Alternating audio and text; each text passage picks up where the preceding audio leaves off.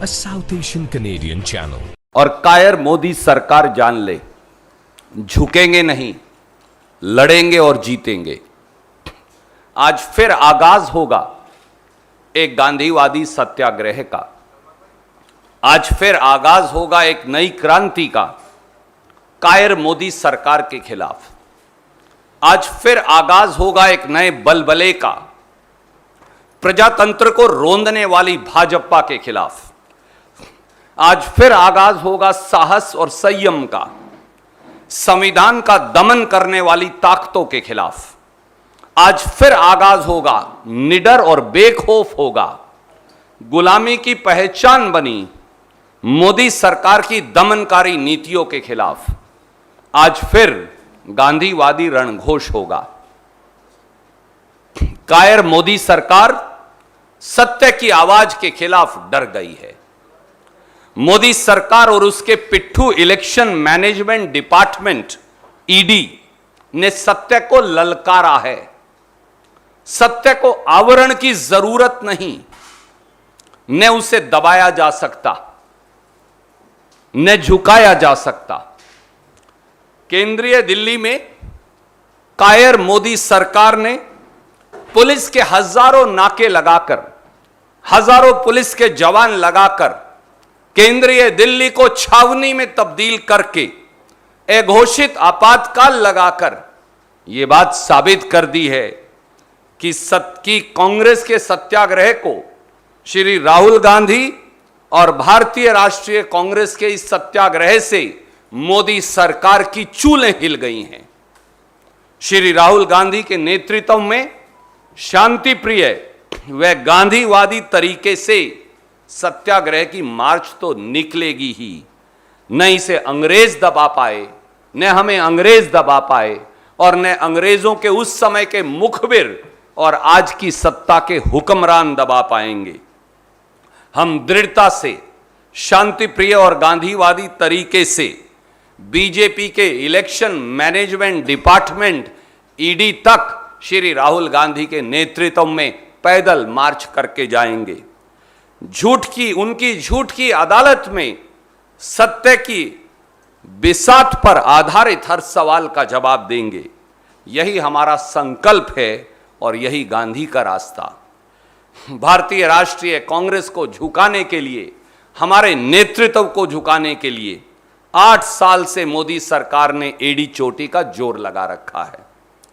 लेकिन श्री राहुल गांधी और कांग्रेस का हर कार्यकर्ता, हर नेता देश के साधारण व्यक्ति, देश के वंचित, देश के शोषित, देश के गरीब, देश के दलित, उनकी आवाज उठाने के अपने कर्तव्य पर अडिग है और अडिग रहेंगे।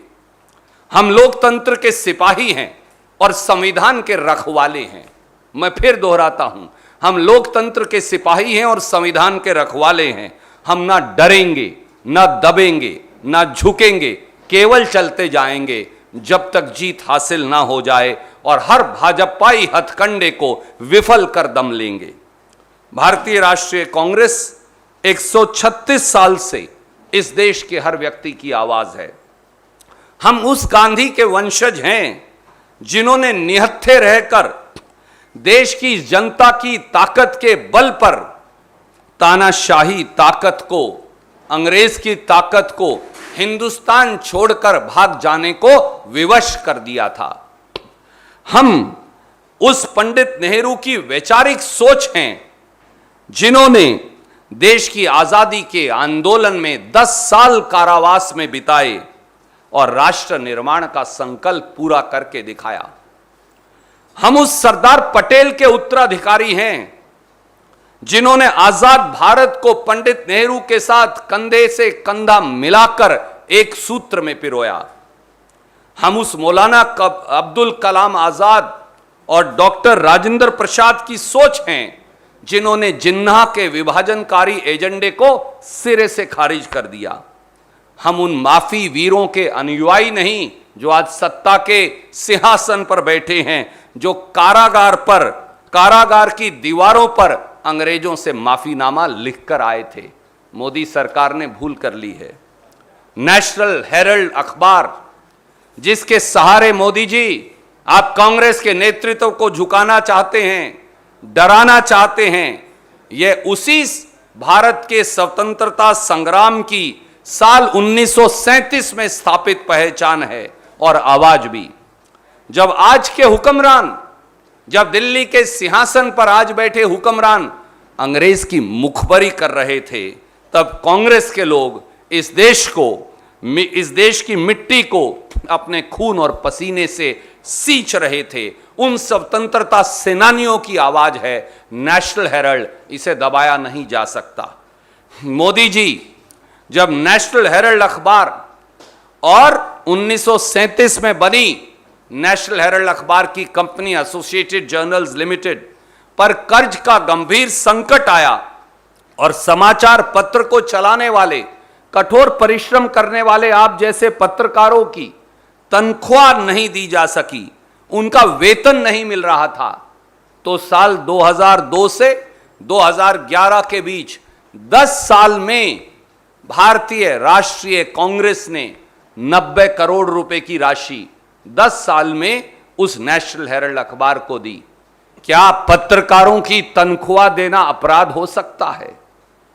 भारतीय राष्ट्रीय कांग्रेस एक राजनीतिक दल है और राजनीतिक दल किसी भी समाचार पत्र या कंपनी के शेयर नहीं ले सकता। इसीलिए भारतीय राष्ट्रीय कांग्रेस ने, हमने यंग इंडियन के नाम से एक नॉट फॉर प्रॉफिट कंपनी को नेशनल हेराल्ड व एसोसिएटेड जर्नल्स लिमिटेड के उस 90 करोड़ की एवज में शेयर दे दिए ताकि कंपनी का कर्ज खत्म हो सके, अखबार का कर्ज खत्म हो सके। इस 90 करोड़ में से आज यह जानना जरूरी है, इस 90 करोड़ में से 67 करोड़ रुपया नेशनल हेराल्ड अखबार के पत्रकारों और कर्मियों को तनख्वाह और वीआरएस के लिए दिए गए हैं। क्या कर्मचारियों की तनख्वाह देना, क्या पत्रकारों की तनख्वाह देना अब इस देश में अपराध हो गया है? और 90 करोड़ में से 67 करोड़ छोड़ दें तो बाकी का पैसा भारत सरकार को दिया गया है, जो लीज मनी था उसके तौर पर, बिजली के बिल के तौर पर दिया गया है, बिल्डिंग के एक्सपेंसेस के तौर पर दिया गया है। क्या भारत सरकार का दे देना अब इस देश में अपराध हो गया है? हमने मोदी सरकार की तरह देश की संपत्ति जो 70 साल में बनाई थी, अपने मित्रों को औने पौने दाम पर नहीं बेच डाली। नेशनल हेराल्ड की मालिक 1937 में भी एसोसिएटेड जर्नल्स लिमिटेड थी और आज 13 जून 2022 को भी एसोसिएटेड जर्नल्स लिमिटेड है। नेशनल हेराल्ड की संपत्ति का 1 इंच न किसी को बेचा गया ना दिया गया। क्या यह अपराध है? अगर यह अपराध है तो यह करना जरूरी है। नरेंद्र मोदी जी, आप और आपका इलेक्शन मैनेजमेंट डिपार्टमेंट अच्छी तरह से जानते हैं कि नेशनल हेराल्ड और यंग इंडियन की एक खोटी चवन्नी भी ना कांग्रेस पार्टी ने, ना हमारी अध्यक्षा श्रीमती सोनिया गांधी ने, ना हमारे नेता श्री राहुल गांधी ने कांग्रेस के किसी नेता या कार्यकर्ता ने आज तक नहीं ली, और ने ही नॉट फॉर प्रॉफिट कंपनी से आप तनख्वाह, डिविडेंड या किसी प्रकार की राशि ले सकते। यहां तक कि आप तो नॉट फॉर प्रॉफिट कंपनी का शेयर भी नहीं बेच सकते, चाहें तो भी। वो केवल और केवल दूसरी नॉट फॉर प्रॉफिट कंपनी को ही दिया जा सकता है। इसलिए national Herald, young India, associated journals limited, आजादी के संग्राम का ये अखबार, ये कांग्रेस नहीं, ये देश की धरोहर है, ये इस देश की विरासत है, यह विश्वास का एक मसौदा है और भारतीय राष्ट्रीय कांग्रेस और देश इस धरोहर को हर हालत में सुरक्षित रखेगी। यह हमारा संकल्प है। अपनी सफलताओं, अपनी असफलताओं पर झल्लाई हुई हुकूमत को आज हम बता देंगे कि हम राष्ट्रीय विरासत को बचाए रखने के लिए कल भी दृढ़ संकल्पित थे और आज भी दृढ़ संकल्पित हैं।